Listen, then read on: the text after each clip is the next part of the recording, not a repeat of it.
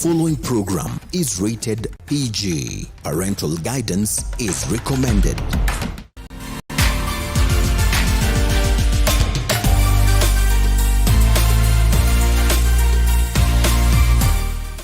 The COVID-19 crisis has disrupted urban-rural linkages, posing unprecedented challenges to cities and their systems.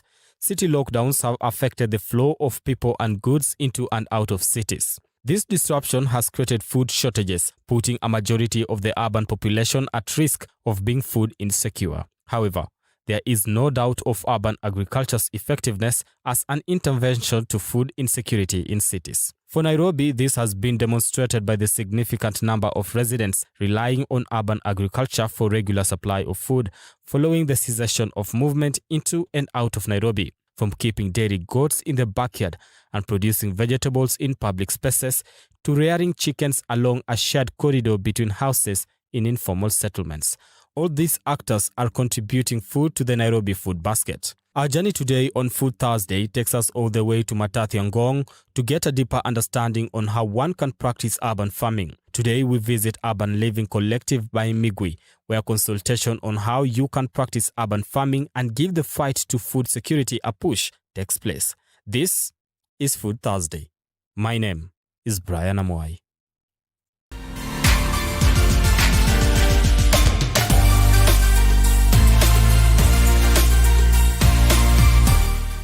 Urban setup. Yeah. This about is what am I seeing? Okay. So this is a planter box. It's actually becoming very popular with a lot of the urban people, especially for guys in balconies. So this is a raised garden. And so what we do is we build, so we have a workshop there, as you have seen. We build the planters, and then the client can either plant for themselves, or most of the time actually we plant for them different plants. So it can be herbs, it can be vegetables, like that. The beauty of these ones is that you can work on them while you're standing. So so you don't have to, you don't have to break your back. Is that not being lazy though? No, it's not being lazy. So you have to cater for your back. Cater for your back, and then you can use the space to put other things, because as usual, space is an issue. So you find under here you can still use it as storage, and then you can have your garden at the top. And then another one is they have slightly smaller sizes for like if you have children and you want them to be involved as well, they can work on it like that. Now, so how many, if you're planting here, how many seeds of probably different seeds of plants? Can you accommodate? What I can say is so for one box like this, if you're a family of 4 and you're growing, say, leafy vegetables, by that kienyeji, spinach, skuma, you can grow enough to eat from this box twice a week. Twice a week? Yeah. Wow. You can grow enough to feed your family of 4. Twice a week, you'll be harvesting from here. Yeah, so you harvest. I wouldn't have to be going to the market. Yes. Yes, awesome. You can. Wow. Yeah, you can do that. Yes. Now, I can see a small guy here. Yeah, so this is just using different ways to demonstrate how you can use a small space. Yeah. Sometimes some guys just have a very, very small backyard. So this has a mix of herbs and some tomatoes and some other things, just to show that you can use a small space, to do a variety of things. Yeah. So what we're doing here in this whole nursery is to try and create demonstration plots or demonstration ways in which we can use our small spaces. It's still a work in progress. So a lot of what you'll see is just really work in progress. But we are doing this now to support our clients based on the feedback that we are seeing. Where we want people to see more. So instead of being able to go and show just one client with their spaces, what you can do, we can be able to serve many more clients with small spaces. So we are trying to create small plots. Yeah, so anybody that has a small space, anybody probably, this one has a balcony, somebody else has a small one, then we're going to use containers like that. So that's what we are using. And even if I can take you through to see how we have demarcated the nursery, again, to support our clients, you can see we have so we are demarcated it for specific plants, so there's those people who love how to succulent gardening. So we'll have like a succulent gardening demonstration area here to show different ways in which you can grow succulents. Either you can do it for income. So we're also encouraging people to grow this to grow, to sell. You know, succulents are on high demand as well. Okay. They can earn you money. You know, they are beautiful. Yeah. So using it as an income earner. Okay. Yeah, and so we're using that. Then here we want to focus on trees. Trees, I think I don't need to talk much about the importance they have, urban forestry and what have you. Yeah, so here we want to bring in a lot of trees and also again demonstrate urban trees. Wow. You know, Urban trees. Urban trees. You know, and indigenous trees. Wow. Yeah. So trees that are indigenous to Kenya. Okay. Right? We're trying to promote growing of indigenous trees because we do need indigenous trees for our wildlife, which is our birds and our pollinators and what have you. So we are going to do that. Then here we want to have a demonstration for growing herbs. So we have, so you can see like the herb box where we are, we are starting to develop. We are going to use the barrels to do vertical. I'll show you. We've done some gardens with the barrels, the water barrels. I'll show that to you for clients. And then here we'll do our indoor gardening. So ideally, we are looking at all areas of our urbanite. Yeah, focusing on edible, whether it's edible or ornamental. It's all important for our environment. Yeah. Thank you. So this one is a carpentry workshop. Yes. So you create what you're going to be.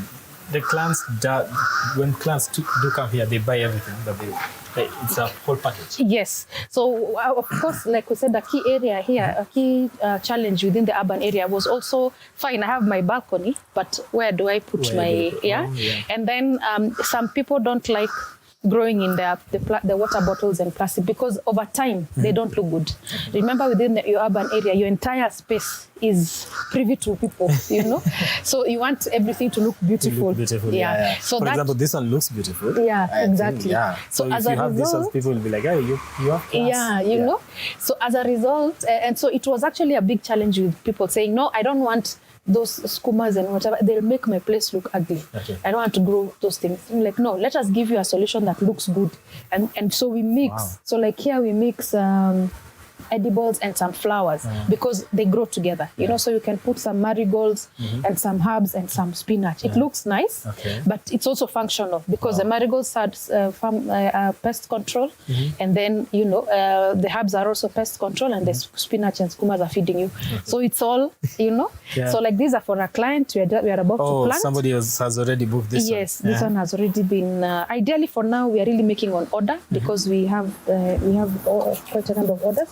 So we are making on order. We've put compost. We are going to plant. Wow. Yes, this is compost. Wow. This is compost. Yeah. Wow. Okay. Yeah. This one looks nice. Yeah. This one now, yes, that's why it's at the front. This is why it's here at the front. This is the lily. This is viola. Viola. Yeah. This is actually edible. Yeah. It's an edible flower. Oh. Yeah. Yeah. This is the lotion. Yes. It looks awesome. Yeah. So here we have this part here. Most of them are flowers. No. Yeah, okay. Most of them are flowers, and also we have edibles. Yeah, we have edibles. Yes. Like this one is. So this is lemon verbena. It's a herb. Yeah. This is mint. Yeah. And then that is Coleus, which is a flower. Okay. This is marigold, which is both a flower, but it also serves as pest control. Okay. So if you grow this with your veggies, it complements because it repels a lot of the common pests like aphids and whiteflies, which normally zinakula. So they're very important because you can actually put them, you can grow them with the vegetables because of this environment. They grow the plant environment, like you just mentioned. They repel insects, right? Yes. Okay. Now, the reason why you see us having flowers and edibles is because we encourage people to grow both. You need the flowers to attract pollinators. So if you're growing, you know, so you need the pollinators to come. It's a big confusion. I think within urban gardeners are like, I don't want bees starting to and nyuki. We don't want, you know. But actually, the pollinators that come and they will not sting you. They don't come to attack you. Oh, yeah. They come to help you. So they come to pollinate your plants. Your plants. Yeah. Wow. So that's why we encourage. So because I think those people living in the rural areas and do plant the garden or just outside. Yeah. They have these. They don't need them because it's all open. Yes, it's open. Yes, right. yes. But if in your balcony, you need to attract them. They need to know. Yeah. There is some food here. that needs. Needs attention. Yes. Wow. Yeah. Awesome. Yeah. Okay, so how big do they grow? Because I see. So like, this is small. So this is small, but when planted in a bigger container, so lemon verbena actually grows into a bush. So it can actually grow big, yes. But it will grow to the size of the container in which you have grown it in. Oh. Which is also really nice. So if you have if this one will just maintain this? It will maintain with time, but with time, because if the container, this is too small, you need to go and at least put it in a slightly bigger container. Okay. So you can maybe put it in like a size of one of these boxes. That will be good enough for it to grow in. Awesome. That will be enough food for it, and then it will grow. Wow. Awesome. Next. Next is what? What? Pardon me? Next ni utaona. This one is. Next, so these are just herbs, variety of herbs. This is parsley. This is lemon balm. This is Thai basil. This is the common basil. We have Thai rosemary at the bottom, and the next basil. So when I come to you and get this one, do I go transplant? This okay, I go like that. Yes, you go transplant. To fit wherever you want to plant it, or you bring. If you have a container you want it to be transplanted for you, we do that as well. If you want it planted on the ground, we do that as well. So most of the time, I would say almost 80% of the time, we plant for our clients in their places. So they come here, you go with them? Yeah, so we assess the size, whatever the space they have. It's a balcony, a backyard. We assess what they need. So we take what we have in stock here, we go and plant. Yeah. And I can see, I don't know what you put here. Is this just pure compost? So this is compost with something called the perlite and a little bit of vermiculite. Those are just, water retention media. Okay. So that when you water, it retains the moisture and retains the water. When it comes to watering this one, what's the process? How do you do that? You just pour water? There's a systematic way in exactly how you're supposed to do it. So okay. Now so what you do, like the right way to do it, is avoid watering the leaves. Avoid pouring water on the leaves because it promotes fungal infection because of that moisture. So the right way to do it is always water the soil. Anyway, the soil is what needs water. The leaves don't need water. So always water the soil. That's why you see the technology like drip irrigation, because what the drip does, it pours on the soil. So the right way to water any plant is to water the soil.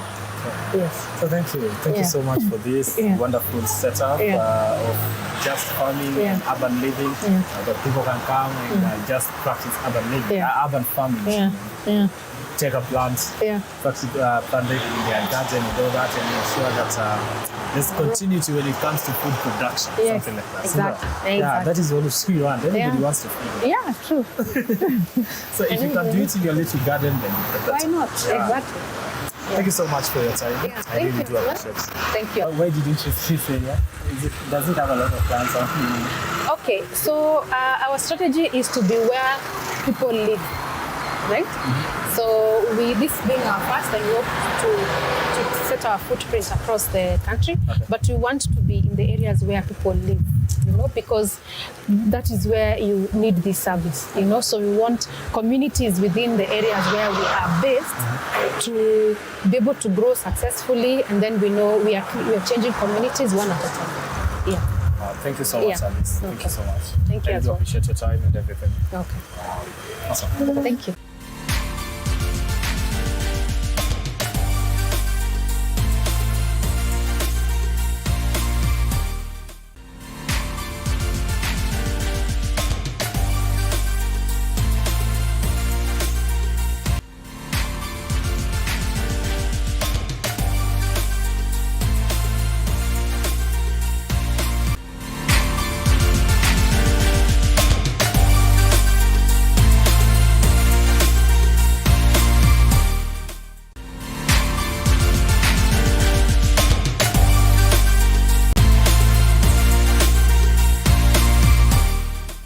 Mwandika Real Estate brings to you Soteria Gardens, Matu, for as little as 75,000 Kenya shillings on cash payment, 99,000 for installments with 40,000 Kenya shillings deposit and balance in 5 months. For more information, visit our office at Thika Town, Grace House, 3rd floor. Feel free to call us on 0724 256 626 or 0710 265 687.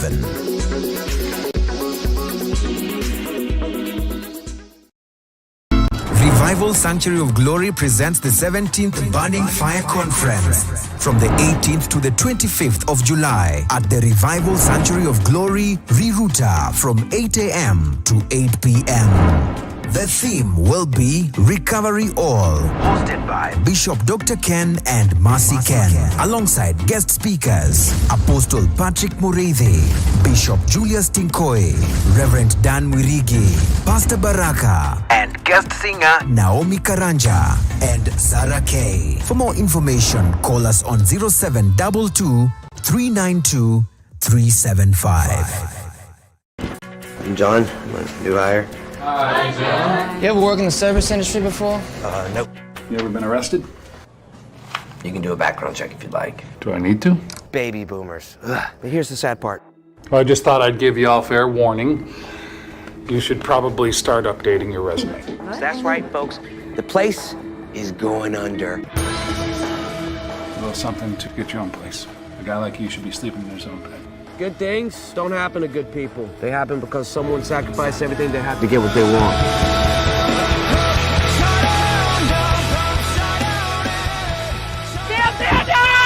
I knew it. He's been lying to us this whole time. Kill you! This is our renaissance. If you want to make it, you have to create. Otherwise, sit back and enjoy the show. When you get to be my age, you'll start to realize that everybody used to be something. And just make sure that this is something you want. Welcome to Look Up Guest House Retreat and Prayer Center. When you first come in, we will be happy to receive you at our reception, then proceed to our cozy and well-equipped accommodation facilities. We aim to provide our guests with a unique, comfortable, and worthwhile experience. Here at Look Up Guest House, we provide our guests with a continuous supply of room amenities.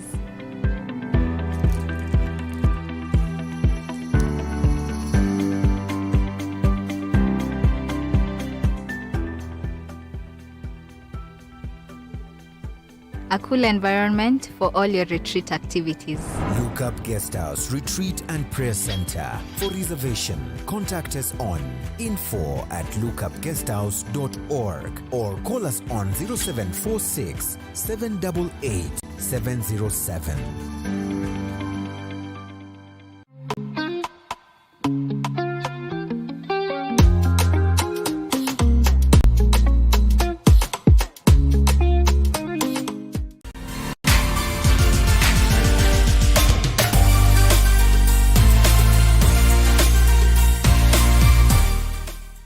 So, Alice, Yes. thank you so much for creating time for us.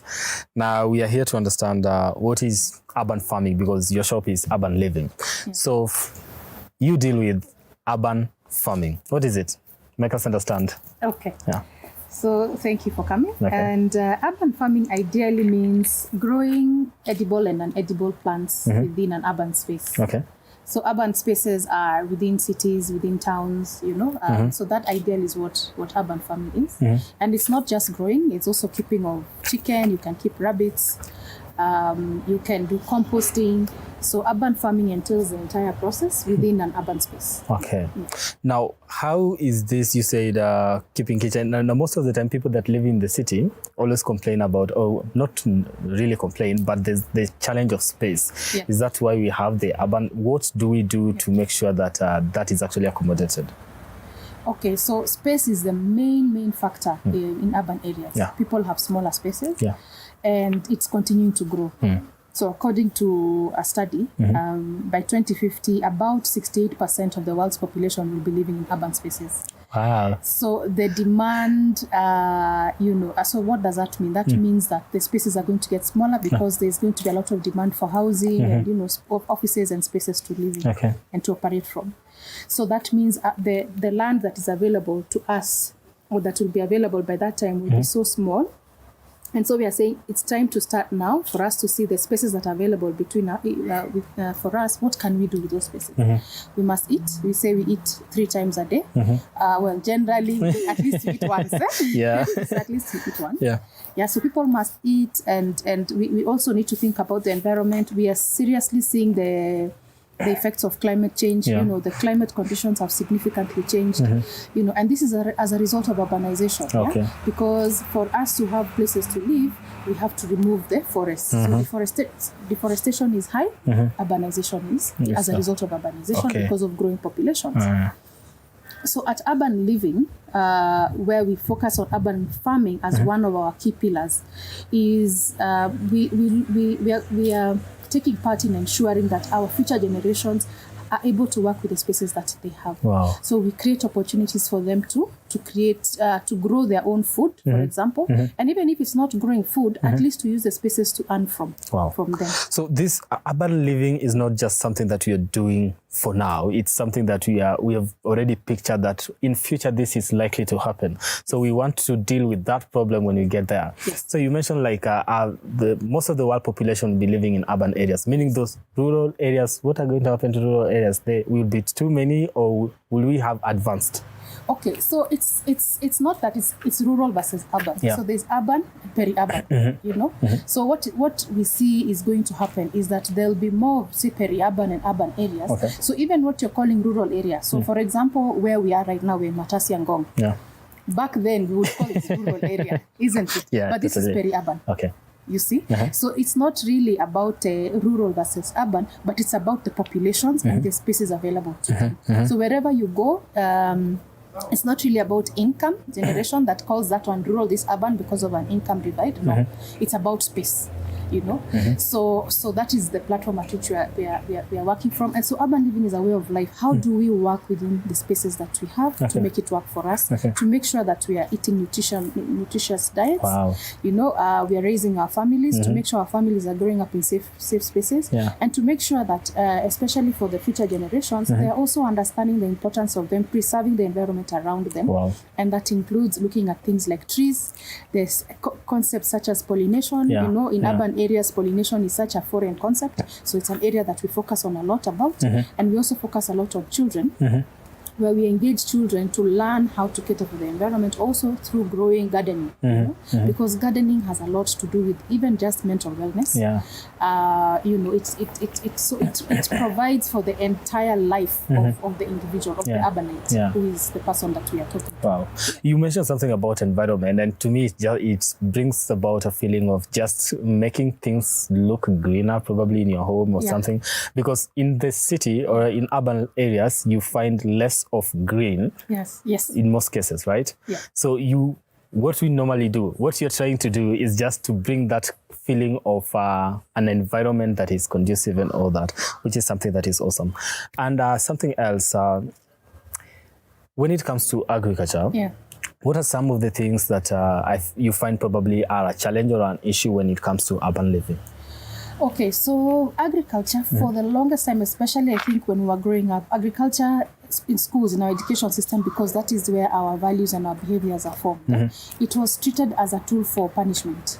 So you went outside, you picked peppers, you dug because you've done something wrong, you know? And also it looked like it was dirty. It was for poor people. You know, it was, you know, even today, you know, getting to get their hands dirty is like, it's the lowest job because you don't have a job. You know, a lot of people, when they lose their job or they retire, they now think, oh, now I'm going to do agriculture because it is there. It's the last thing. It's like the last thing you have. Now, when you mention that, I also remember, I think growing up in high school, when you're choosing subjects to do, those who were choosing agriculture, we were looking at them like, really? Shamba? Exactly. Really? How? Shamba? Why would you go there? Why don't you do business, computer? The world is technology and things like that.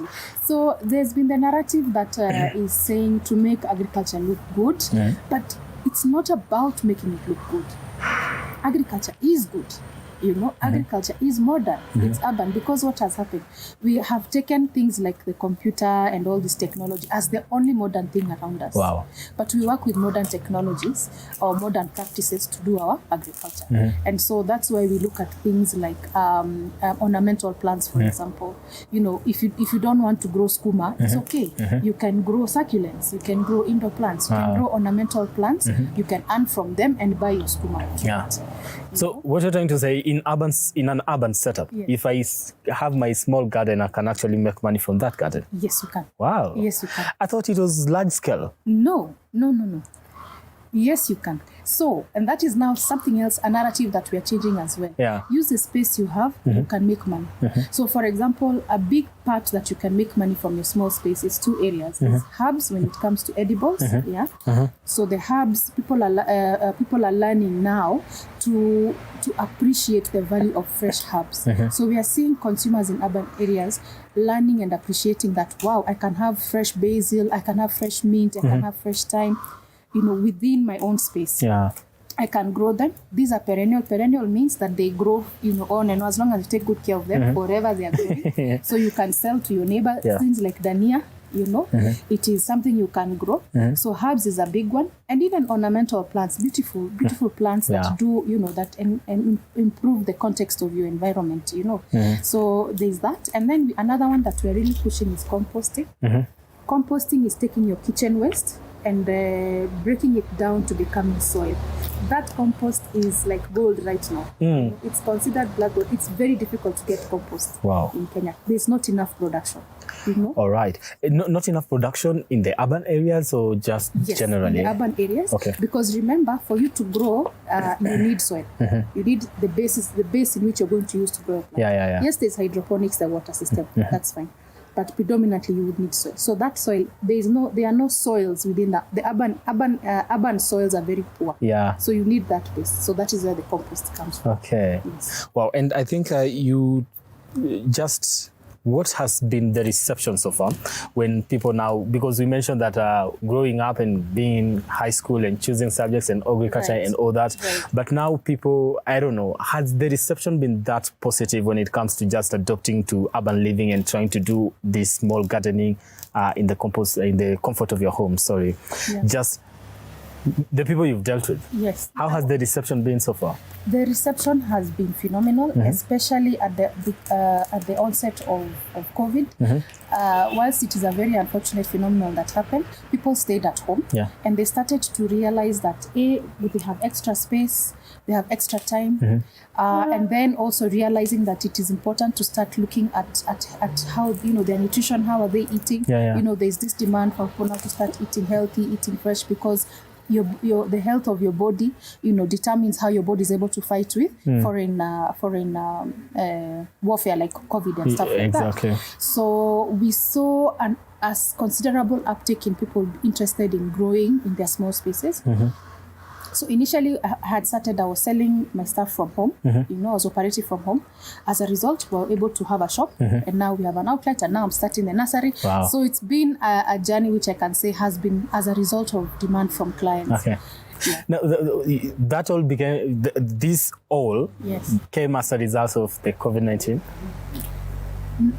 Well, I can say, yes, the trajectory that we've taken now came as a result of because you had a huge demand, so your supply had to increase. Yes, your supply had to increase. Wow, thank you.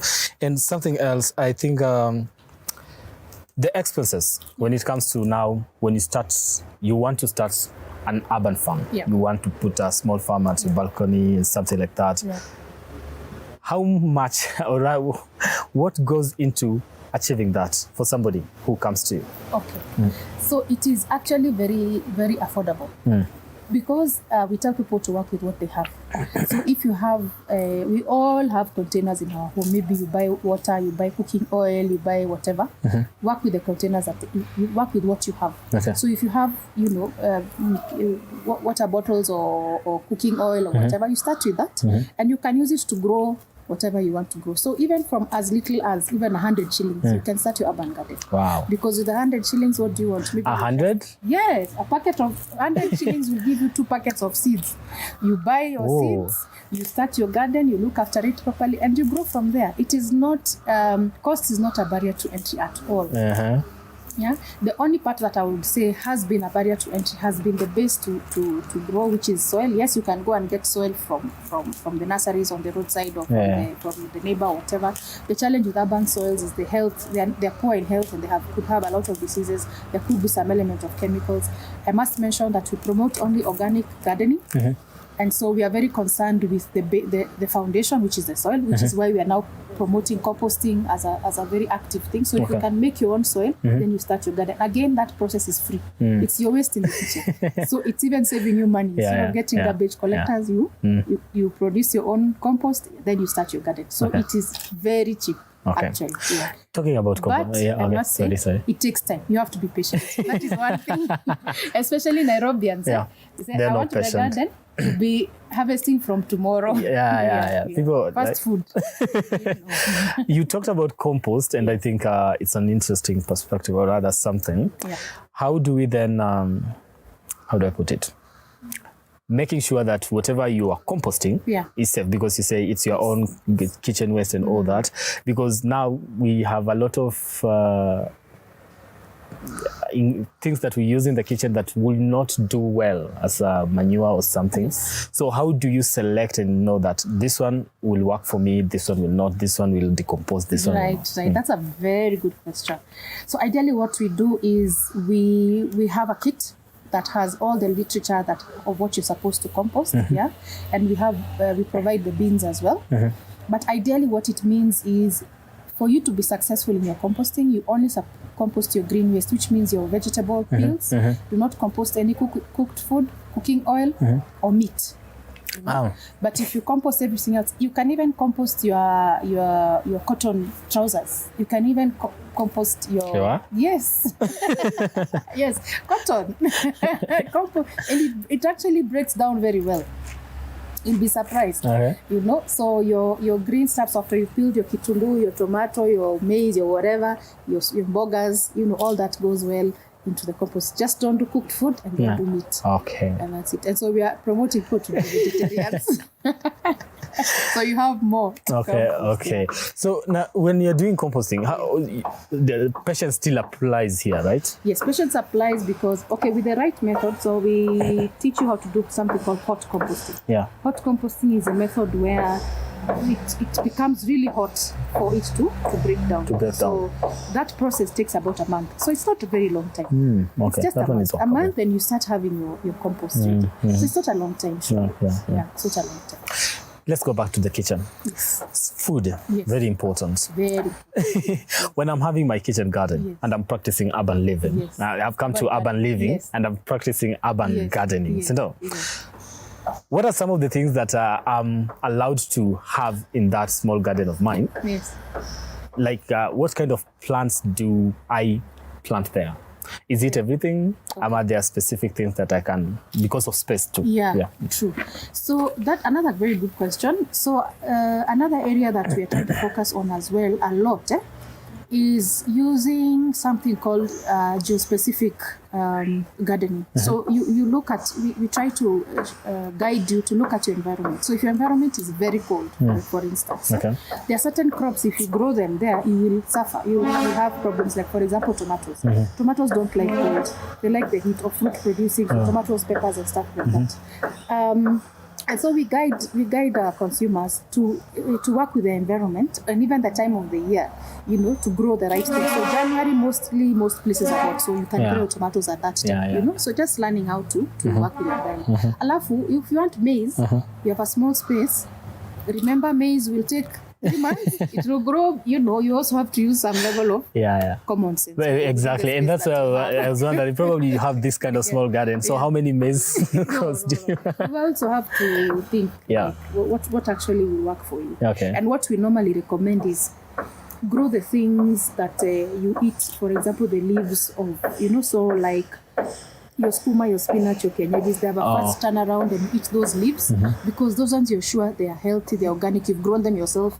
You know, you can see where the conditions under which they've grown. And if you're going to eat them raw, you know, so salads and things like that. So grow stuff that you know you can control the output. Okay. Yeah. Talking about growing stuff that you know you can control the output and longevity. Yes. Probably when you have a large scale farm, like you have a big farm, you could plant right now and know that after 3 months I'm going to plant again, after 3 months I'm going to plant, just ploughing and everything. Right. Does the soil that I'm going to be using, do I need to be changing that most of the time when I'm doing, I want to plant again, or I can use the same soil and just continue doing my farming, my gardening? Another good question. So ideally you can use the same, it depends on the amount of soil that's left and the nutrition that is left in the soil. So let me give you an example. So maybe this season in your small garden, maybe it's a balcony garden, small boxes like this one, you've grown some skuma or some spinach. You can do that, say, twice or thrice. Then after that, you change now to something else, so that then the nutrients that those plants have eaten are restored by growing something that will restore. So maybe you can then decide I'll grow beans, you know, beans that will now restore, or you give the soil a break, you know, and you can then to come back like that. So again, it's part of the process that we work with our clients. And just make sure that you're managing your soil very well. Another important reason why you need to continue composting is because you need to use this to continue feeding your plants. Because as your plants feed, your soil also, the nutrients also diminish. So you need to keep topping up. Okay. So then I think getting involved, how do I put this? How does someone just decide get involved into urban living? What should trigger somebody into just doing that? People you mentioned something about trying to change the narrative. What exactly are we doing in changing that narrative so that we just get so many people involved in this, in urban living, in urban farming? Okay. So one of the things that I would say is key right now is people like you know, amplifying our messages, right? Because you have a wider reach and all that. You know, media plays a very important role, of course, in this, and giving it a positive message and a positive look. You know, so if it's made to look like it's difficult, it's you know, pictures of people who are looking like, you know, poverty-ridden and what have you. It is not aspirational. You know, so it needs to look aspirational. Somebody needs to see themselves. This is something that I want to be associated with. I want to be associated with. So that's a very important area. Okay. And something else, I think, talking about, because food, what you consume, you may be planting it in your garden or anything, but now the safety. Yes.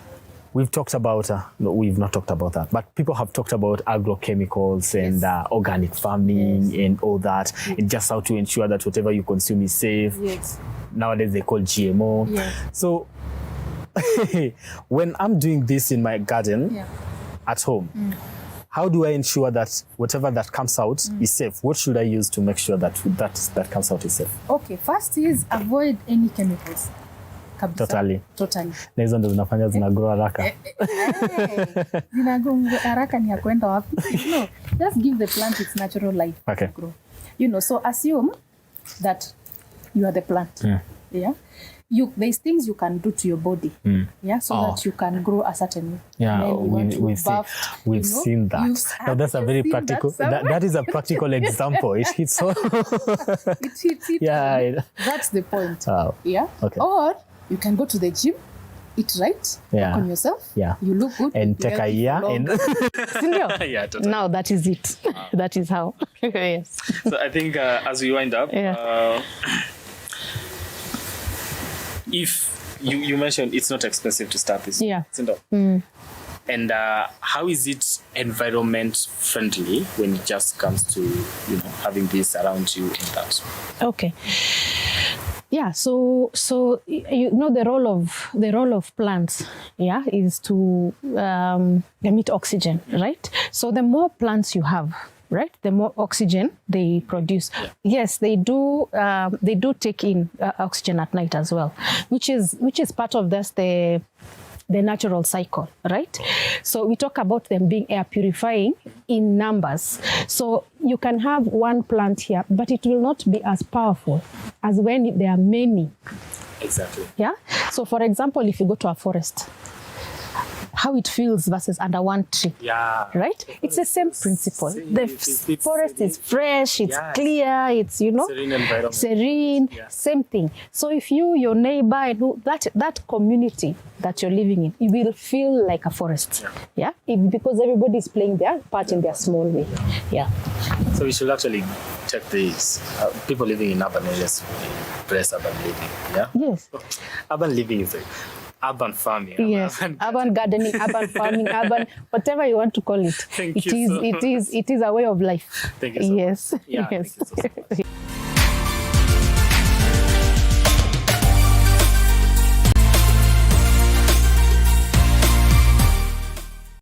We value your feedback and welcome your complaints about our programming and operations.